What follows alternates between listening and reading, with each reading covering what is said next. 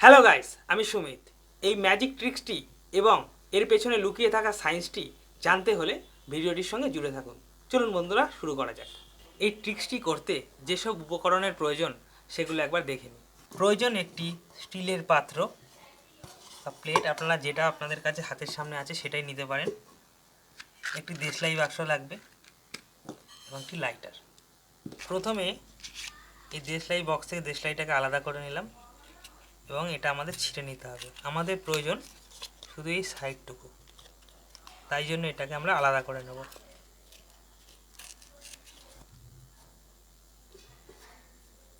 এবার এটাকে একটুখানি মাঝখান দিয়ে ছুলে নিই, পুরো পোর্টটার আমাদের প্রয়োজন নেই।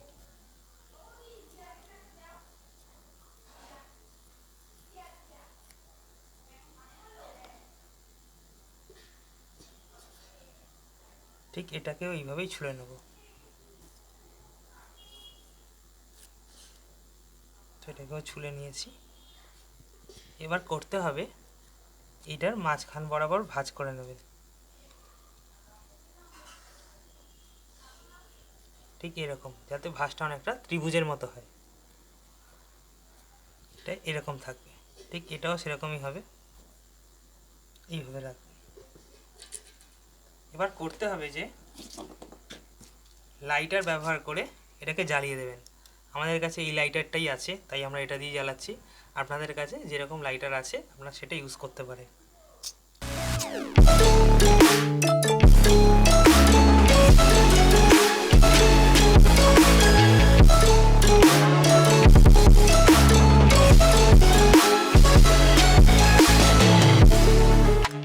তো আমাদের এটা মোটামুটি জ্বলে গেছে। এবার আমরা হালকা করে এটাকে সরিয়ে দেব।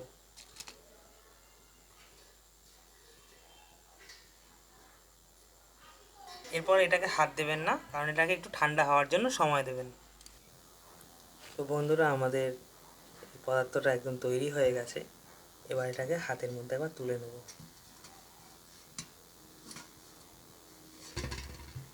এবার এটা রাব করব। দেখতে পাচ্ছি যে হাত থেকে আমরা ধোয়া বেরোচ্ছে, খুব সুন্দরভাবে ধোয়া বেরোচ্ছে।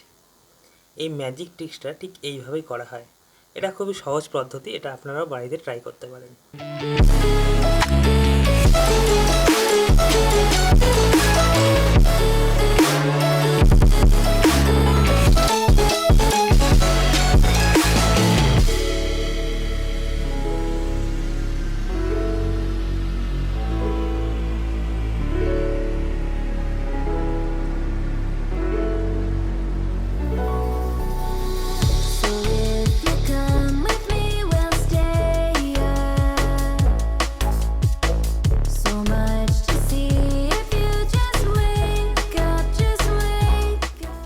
বন্ধুরা, আমরা ট্রিক্সটা দেখলাম।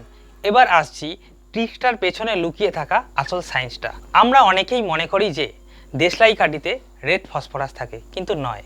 দেশলাই কাঠি তৈরি হয় পটাশিয়াম ক্লোরাইড এবং সালফারের মিশ্রণে। পটাশিয়াম ক্লোরাইড এবং সালফার কখনোই আলাদা আলাদা অবস্থায় থাকাকালীন জ্বলে না।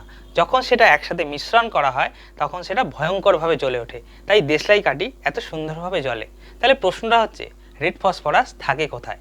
রেড ফসফরাস থাকে হচ্ছে দেশলাই বক্সের এই সাইডের অংশটাতে, যেটাতে আমরা এই দেশলাইটা কাঠিটাকে র্যাপ করছি। এবার আমরা জানবো ফসফরাস কত রকমের। ফসফরাস হচ্ছে 3 রকমের: রেড ফসফরাস, ইয়েলো ফসফরাস এবং হোয়াইট ফসফরাস। এদের মধ্যে হোয়াইট ফসফরাস খুবই ভয়ঙ্কর হয়, যার জন্য হোয়াইট ফসফরাসকে সবসময় জলের মধ্যে চুবিয়ে রাখা হয়। সেটা জল থেকে একবার যদি বার করা হয়, অক্সিজেনের কন্ট্যাক্টে আসার সাথে সাথে সেটা ভয়ঙ্করভাবে জ্বলে ওঠে। আর এটা একবার যদি জ্বলে যায়, সেটাকে নেভানো একদম ইম্পসিবল ব্যাপার। তাই জন্যই বিশ্বের বিভিন্ন দেশে, এমনকি ভারতবর্ষতেও এই হোয়াইট ফসফরাস একদম ব্যান করা আছে।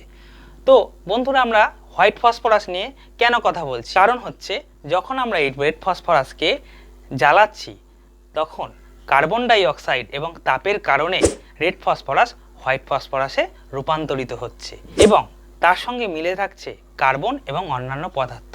তাই ওই পদার্থটিকে যখন আমরা হাতে নিয়ে রাব করছি, তখন ওই হোয়াইট ফসফরাসটি অক্সিজেনের কন্ট্যাক্টে আসার সাথে সাথে জ্বলতে শুরু করছে এবং ধোঁয়া উৎপন্ন হচ্ছে।